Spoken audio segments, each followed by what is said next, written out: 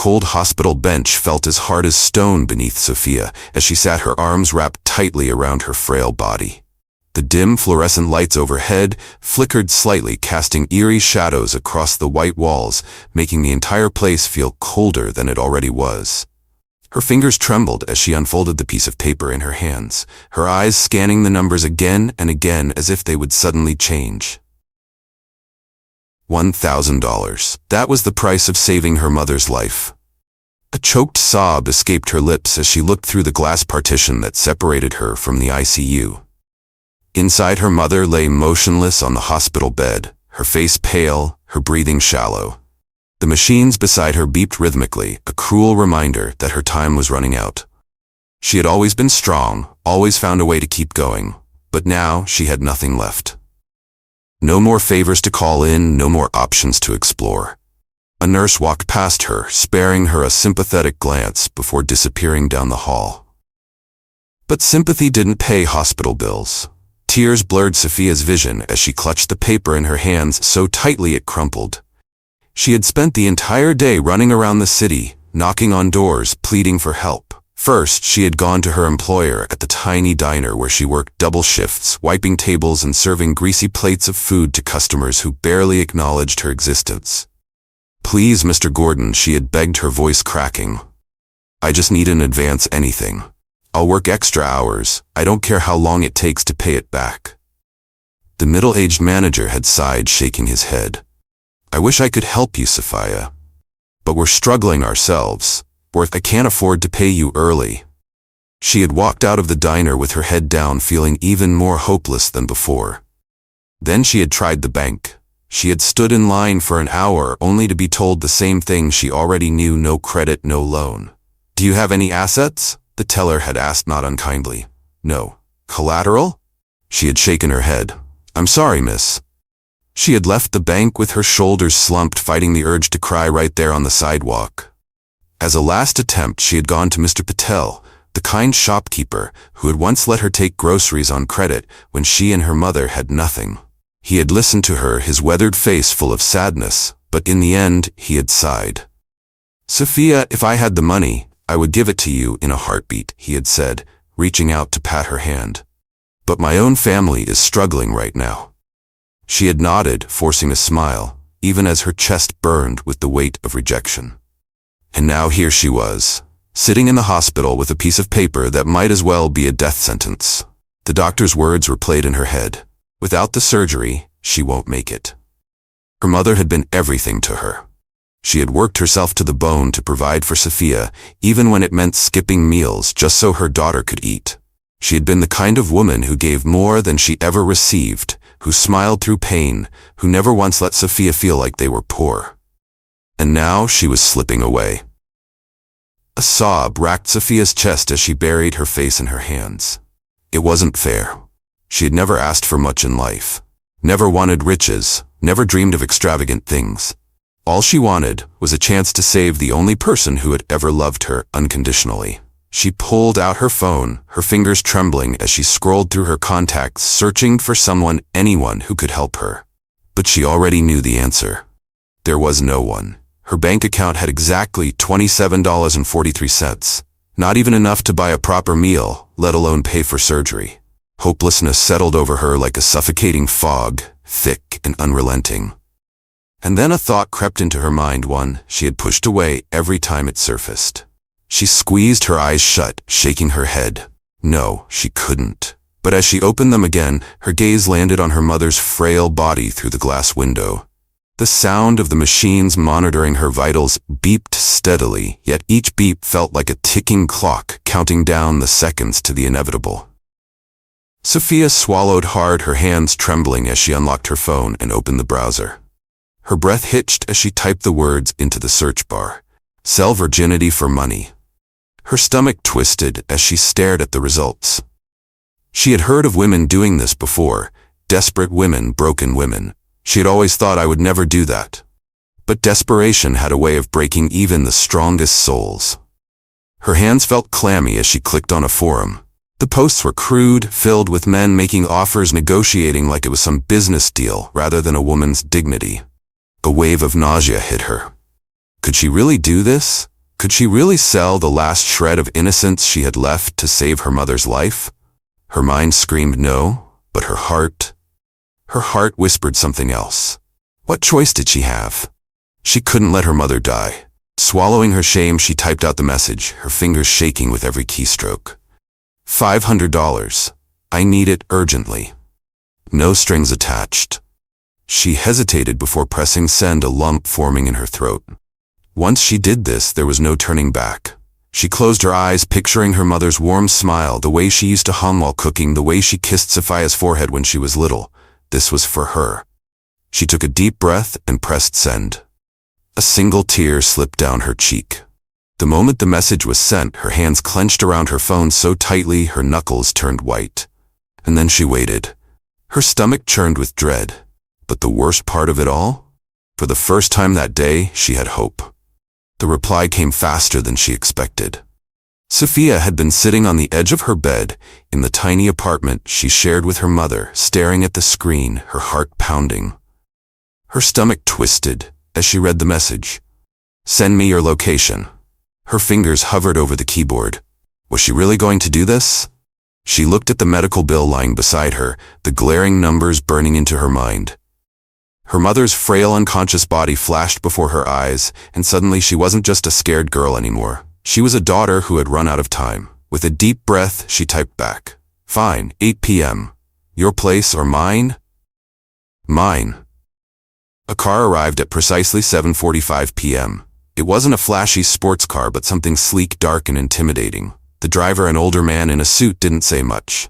Sophia barely spoke either, her nerves wrapping around her throat like a noose. As the city lights blurred past the window, she clutched the fabric of her dress, her fingers digging into the thin material.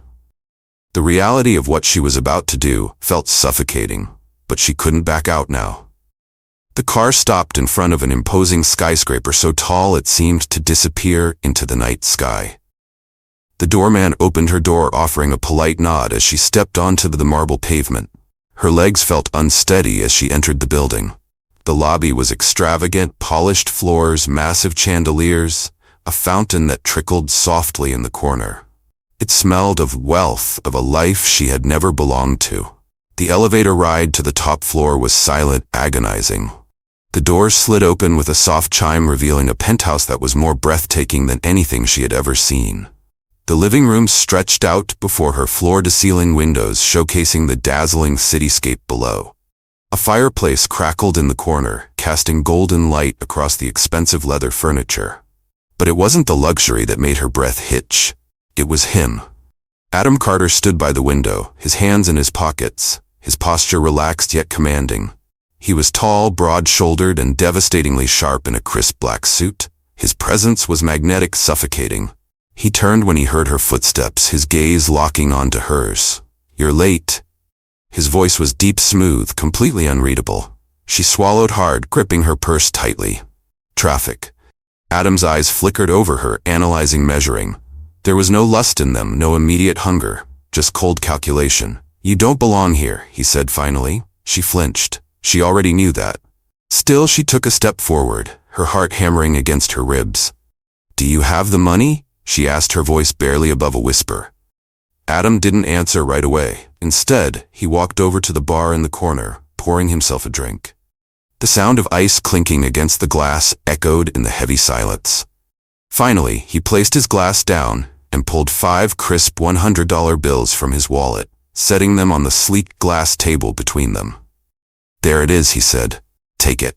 Her fingers twitched, but she couldn't move. This was real. This was happening. Adam studied her, his expression unwritable. "You're scared." Sophia lifted her chin. "No." He tilted his head slightly. "Liar." She forced herself to take a breath to steady her shaking hands. She had to do this. Summoning every ounce of courage she had left, she stepped forward, reaching for the money. But Adam moved faster. His hand shot out, catching her wrist before she could touch the bills. Sophia gasped. The warmth of his skin against hers sent an unexpected jolt through her. His grip wasn't harsh, but firm, controlling. For the first time, she saw something flicker in his gaze. She couldn't breathe. Adam's thumb brushed against her pulse, feeling the rapid beat beneath her skin. "Your heart is racing," he murmured. "You don't want to do this." Her throat went dry. She opened her mouth but no words came out. Adam's expression didn't change but something in his eyes darkened. Then slowly he released her wrist and leaned back against the counter. "I don't pay for things that aren't for sale." Sophia's entire body stiffened. "What?" She looked at him, confusion clouding her mind. "But the money." Adam exhaled sharply, running a hand through his hair. "Sit," he ordered, gesturing toward the leather chair across from him. She hesitated. "I'm not gonna touch you," he added, his tone almost bored. "Unless you still want me to." Sophia's stomach twisted. Did she? No. Yes, she didn't know anymore. Slowly she sank into the chair, her body still tense. Adam picked up his drink again, swirling the amber liquid before taking a slow sip. "Tell me why you're doing this," he said, watching her over the rim of his glass. She inhaled sharply, looking away. "I already told you, I need the money." "For what?" Sophia's nails dug into her palms. "This wasn't part of the deal." "Does it matter?" she whispered. Adam tilted his head. "It does to me." She clenched her jaw, debating whether to answer. But something about the way he was looking at her, so intense, so unyielding, made her defenses crack. "My mother is in the hospital," she admitted, her voice barely audible. "She needs surgery. I don't have the money to pay for it." Adam didn't react. He simply took another sip of his drink, as if digesting her words. She hated how vulnerable she felt, how exposed she had become in the span of minutes. Adam leaned forward slightly, resting his elbows on his knees. "You were willing to sell yourself to save her," he mused. She swallowed hard. "Yes." For a long moment he just stared at her. Then, to her utter disbelief, he picked up the money from the table and tore it in half. Sophia's eyes widened. "What are you doing?" she gasped. Adam's expression remained unreadable. "I don't buy desperation," he said simply. Her chest tightened. "This was my only option," she cried, her voice breaking. "I have nothing else. I'll pay for the surgery." The words slammed into her like a freight train. Her breath hitched. "What?" Adam leaned back, watching her reaction. "I'll cover the costs. Call the hospital and tell them money is no longer an issue." Sophia's mind spun. This had to be a joke. "What do you want in return?" she whispered. Adam smirked. "I'll let you know when the time is right." A shiver ran down her spine. She should have felt relieved, grateful. Instead, all she felt was terrified. The silence in the penthouse was deafening. Sophia stood near the center of the room, her hands clenched into fists at her sides. The air felt heavy, thick with tension. Adam Carter watched her, his sharp gray eyes unreadable. The city lights flickered outside the floor-to-ceiling windows, casting a cold glow on the polished marble floors. He took a slow step toward her. She didn't move. Adam exuded dominance, a man who was used to getting what he wanted when he wanted it. He had paid for her. He expected something in return. She knew this moment was coming, knew what she had agreed to. Her heart pounded so violently in her chest that she swore he could hear it. He reached for the tie at his neck, loosening it as he moved closer. His expression remained indifferent, almost detached. "This is what you came here for, isn't it?" His voice was calm, measured. Sophia felt like she couldn't breathe. She wanted to speak, to say something, but her lips wouldn't move. Her body froze as Adam reached out, his fingers grazing her arm. The touch was light, almost hesitant. But it was enough. A single tear slipped down her cheek. Adam stopped. His eyes flickered to her face, taking in the tear trailing down her skin. A crease formed between his brows. Then another tear fell, and another. Within seconds, Sophia was sobbing. She hated herself for it. She had promised herself she wouldn't cry, that she would be strong, that she would go through with this like it meant nothing. But she wasn't that kind of girl. She never had been. Her shoulders trembled violently as she covered her face with her hands, trying to muffle the sound of her crying. Adam remained completely still. For the first time he seemed uncertain. He had expected desperation, maybe even guilt. But not this. Not a girl who looked like she was about to break apart right in front of him. Something inside him shifted. He exhaled, rubbing his jaw as he took a step back. Then in a quieter voice he asked, "Why are you doing this?" Sophia squeezed her eyes shut, willing the tears to stop, but it was useless. Because now the words were spilling out. "My mother is dying." Her voice cracked barely above a whisper. Adam didn't move. "I tried everything. I begged for help. I went to my boss, to the bank, to anyone who would listen." Her chest heaved as the pain in her throat grew unbearable. But no one cares about poor people. Adam's jaw tensed. She wiped her cheeks with the back of her hand, but the tears wouldn't stop. The doctor said the surgery costs $1,000, she continued, her voice breaking. I don't even have $100. She let out a bitter laugh, but it sounded like a sob. I thought maybe if I did this I could save her. Just this once I could do something that mattered. She took a shaky breath. But now I'm standing here and I forward. Her hands clenched. I can't do it. The words hung in the air, heavy and raw. Adam still didn't speak. She waited for him to get angry, to tell her that she had wasted his time, to tell her that people like her didn't get to have second thoughts. But he didn't. Instead, he just stared at her. His gray eyes, once so indifferent, now held something she couldn't understand. Sophia wiped at her face again, trying to compose herself. I'll leave, she whispered. I won't take the money. I'll figure something else out. She turned toward the door, her legs shaking with every step. Before she could reach it, Adam's voice cut through the silence. Wait. She froze. He exhaled through his nose as if making a decision he never thought he would.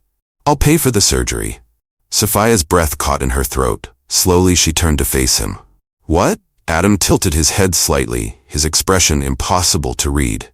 You heard me. Her lips parted, but no words came out. This had to be some kind of sick joke. No, she said, shaking her head. I don't want your charity. Adam smirked, but there was no amusement behind it. It's not charity, he said smoothly. I'll want something in return. A cold shiver ran down her spine. Sophia swallowed. What? He took a slow step forward.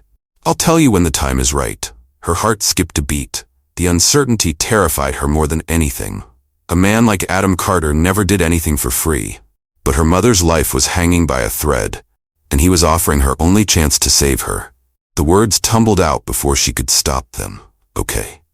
Adam smiled, but it wasn't warm. It was the kind of smile a man gives when he knows he's just won. He pulled out his phone, dialing a number with effortless confidence. Dr. Reynolds, he said, his voice smooth and commanding. There's a woman at St. Joseph's.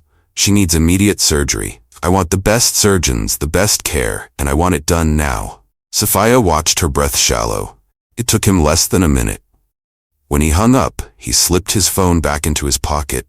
It's done. Her entire body felt like it had gone numb. She opened her mouth, but nothing came out. How was this real?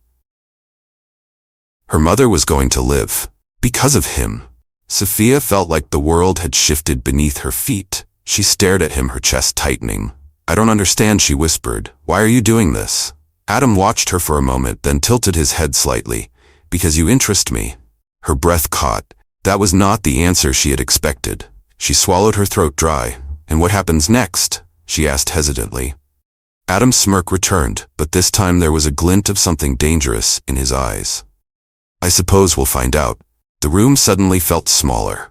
Sophia had escaped one deal, only to step into another. But this time, she had no idea what it would cost her. Sophia sat in the hospital waiting area, gripping the armrests of the stiff plastic chair. She had barely moved since the moment they had wheeled her mother into surgery. Her nails dug into the fabric of her jeans, her foot tapping against the cold tile floor in an erratic rhythm. The air smelled of antiseptic, of sterilized equipment, of illness. It was suffocating. Across from her, Adam Carter sat with his arms crossed, exuding his usual controlled, unreadable demeanor. His presence still felt unreal, like an anomaly in a place where desperation reigned. A billionaire in an over-polished suit, sitting in a hospital waiting room meant for the hopeless. But he wasn't hopeless. He was the reason her mother was in surgery, the reason they had been given a chance. Sophia had wanted to fight him on it, had wanted to refuse his help. But the moment he made that call, money stopped being the issue. In less than 10 minutes, her mother had gone from being a charity case to a priority patient. It felt like a miracle. But miracles came with a cost.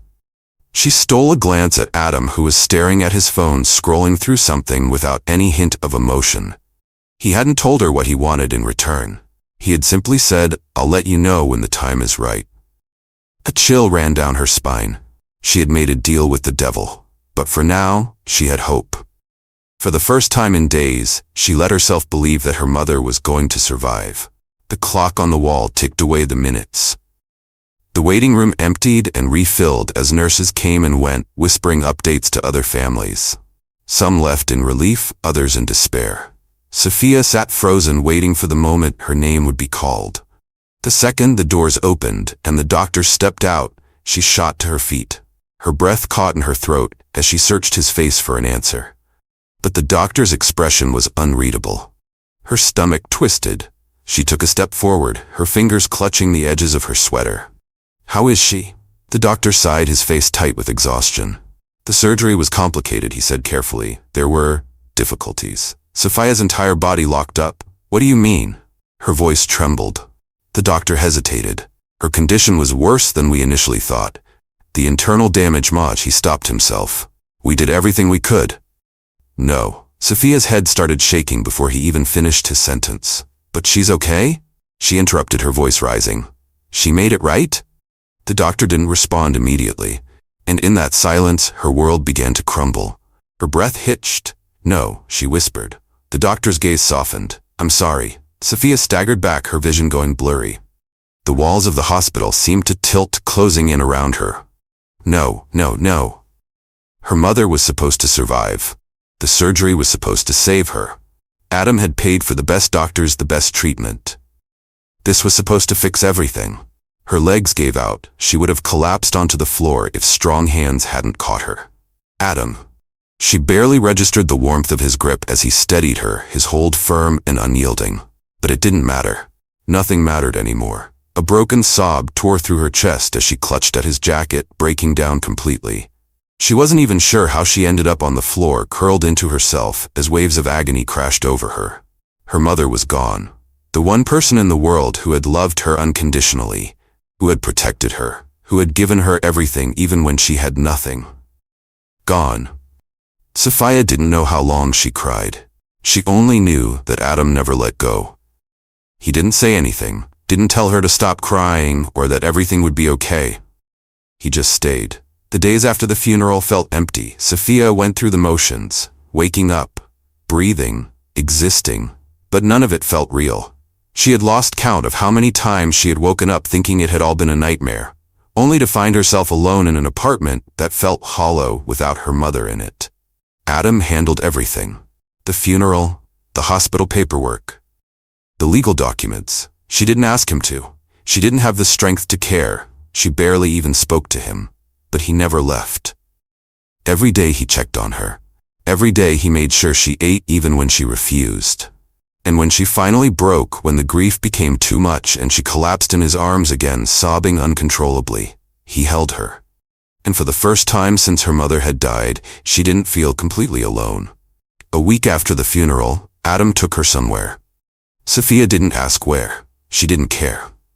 But when she stepped out of the car, she found herself standing on a quiet hilltop overlooking the city. The lights below flickered in the distance, stretching endlessly beyond the horizon. It was beautiful. She hadn't seen anything beautiful in a long time. She exhaled slowly, wrapping her arms around herself as a cold breeze swept through the night air. Adam stood beside her, his hands in his pockets. Neither of them spoke for a while. Then finally he broke the silence. "I never asked you for anything in return," he said. Sophia glanced at him warily. Her throat felt tight. "I know." His gaze flickered to her. "Aren't you going to ask why?"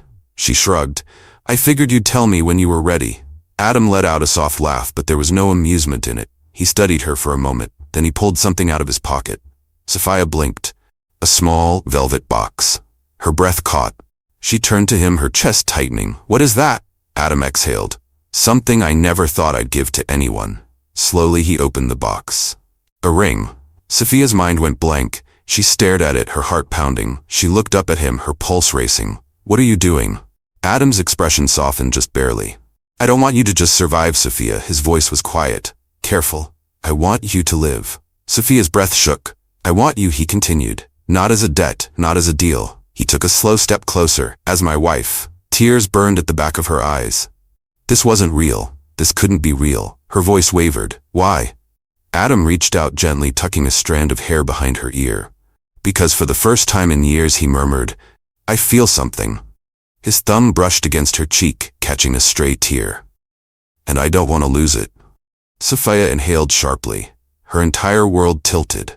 She should have run, should have told him no, but she couldn't, because in that moment, as she stared into the eyes of the man who had saved her when no one else would, she realized something. Maybe she didn't want to lose it either.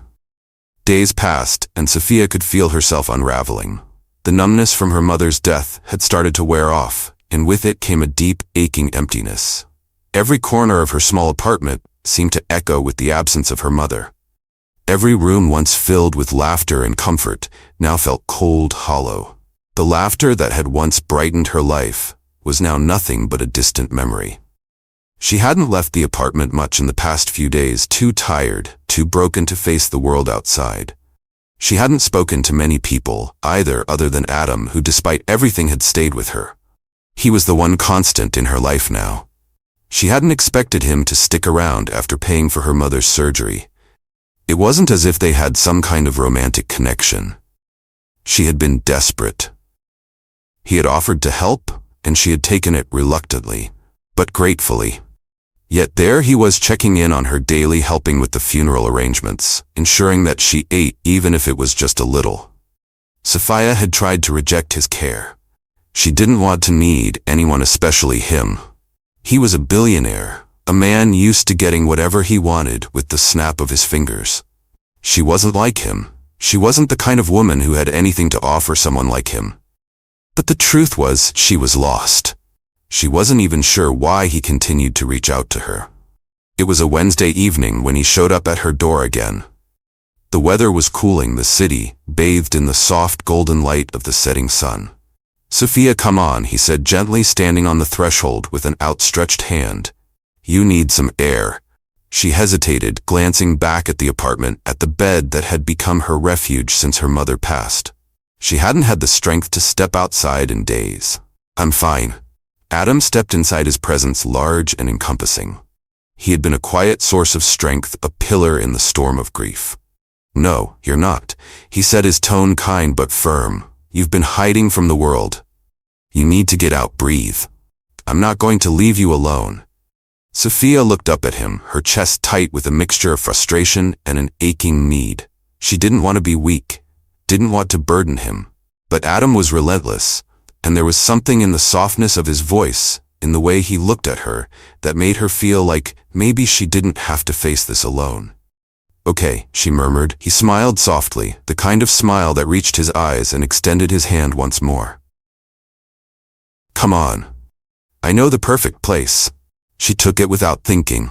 They drove in silence for the next half hour, the soft hum of the car's engine the only sound between them. Eventually they arrived at a quiet garden, nestled between a row of elegant brownstones. The place seemed out of place in the middle of the bustling city, a little sanctuary tucked away from the noise of the world. Adam parked the car and led her through a small iron gate. The garden was an oasis of greenery, with small fountains, ivy-covered trellises, and a myriad of colorful flowers. It felt like stepping into another world, one far removed from the pain that had consumed her in the past few days. Sophia felt the cool evening breeze on her skin, the scent of jasmine and roses in the air. For a brief moment she forgot about the weight of grief that had been dragging her down. They sat together on a weathered stone bench beneath an old oak tree. The rustling of the leaves above was the only sound, and it was peaceful, grounding.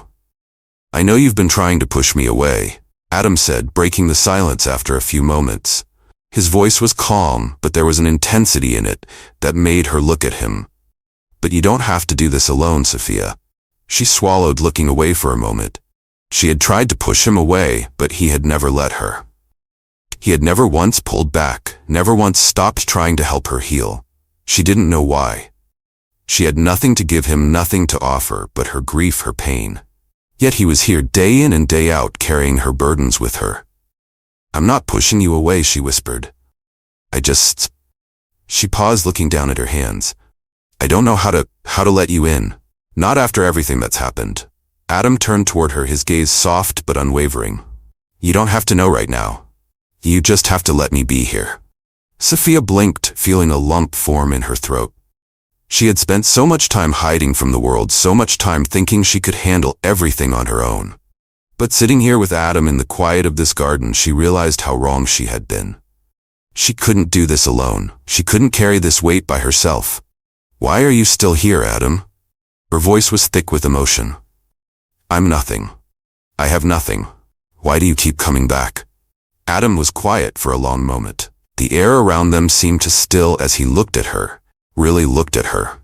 His eyes softened, and there was a tenderness there she hadn't seen before.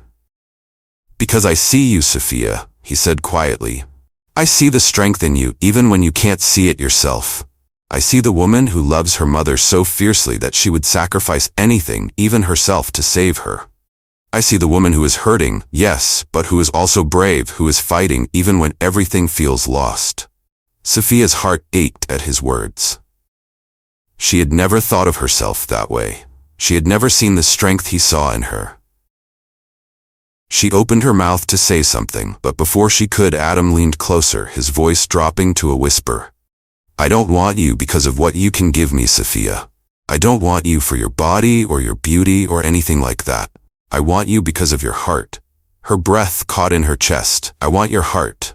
He continued, his voice raw and full of sincerity. I want to love you, all of you. Not just the parts of you that are strong, but the broken parts too. I want to be the one who helps you heal.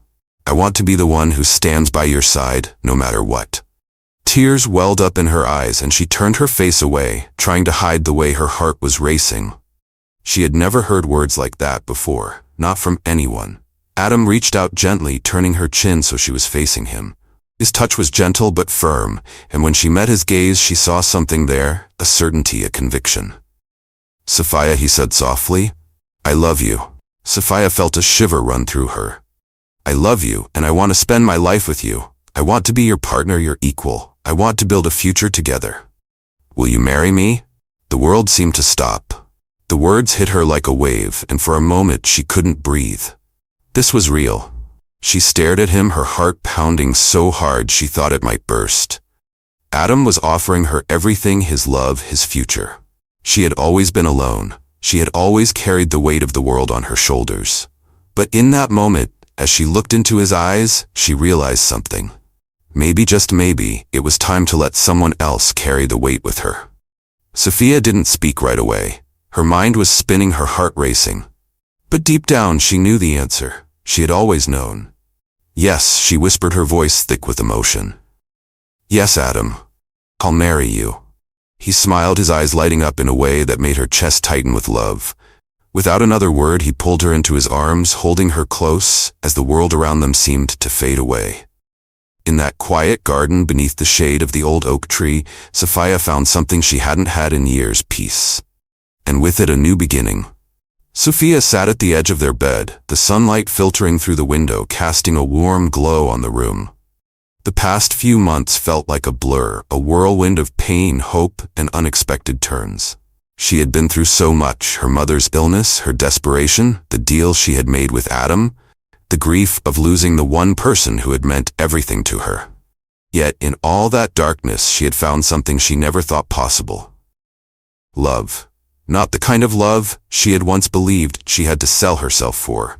Not the kind of love that came with strings attached or demands for her to give up pieces of herself. No, the love Adam gave her was different. Pure. Unconditional. She had once thought that in her desperate situation, the only way to save her mother was to offer up the last thing she had herself. But Adam had shown her that love wasn't transactional. He had shown her that she was worth more than just what she could offer in exchange. He had given her everything without asking for anything in return except for her heart. They had been through so much together. Adam had stood by her side through the pain, through the loss, through the moments when she thought she couldn't go on. He had supported her not out of obligation or some hidden motive, but because he genuinely cared for her. In his arms she had found safety and love, and through his actions she had learned that true love wasn't about taking, it was about giving, understanding, and standing together through life's most difficult challenges. The day they got married was nothing like the grand weddings she had once dreamed of. There were no extravagant decorations or hundreds of guests. It was small, intimate, just the two of them, promising to face whatever came their way together. They had both been through so much, and yet here they were, finally finding each other in the midst of it all. As Sophia looked at Adam across the room, watching him move around the apartment, his familiar presence somehow grounding her, she felt a rush of warmth flood her chest. This was real. This was love. Adam had made it clear from the start that he wanted nothing more than to be with her. There was no contract, no promise of something in exchange, just a man who loved her for who she was, flaws and all.